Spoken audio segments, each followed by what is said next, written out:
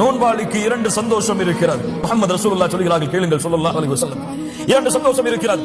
அதிலே ஒரு சந்தோஷம், இதா அஃப்தர ஃபரிஹ பிஃபித்ரிஹ், காலையில் இருந்து பசியாக இருப்பவன் அவனுக்கு முன்னால் இஃப்தாருடைய உணவுகள் வைக்கப்படும் பொழுது அவனுடைய உள்ளத்திலே ஏற்படக்கூடிய சந்தோஷம். இன்னொரு சந்தோஷம், வைதா லம்பிய ரப்பஹு ஃபரிஹ பிஸௌமிஹ், நாளை மறுமையிலே தன்னுடைய ரப்பை அவன் சந்திக்கும் பொழுது, தன்னுடைய ரப்பை அவன் பார்க்கும் பொழுது இந்த நோன்பின் மூலமாக அவன் அடையக்கூடிய சந்தோஷம். லா இலாஹ இல்லல்லாஹ். உலகத்திலே எதுவும் கிடைக்கலாம், ஏன் மறுமையில் கூட எதுவும் கிடைக்கலாம், ஏன் ஒட்டுமொத்த சொர்க்கமும் உங்களுடைய கரத்திலே ஒப்படைக்கப்படலாம்.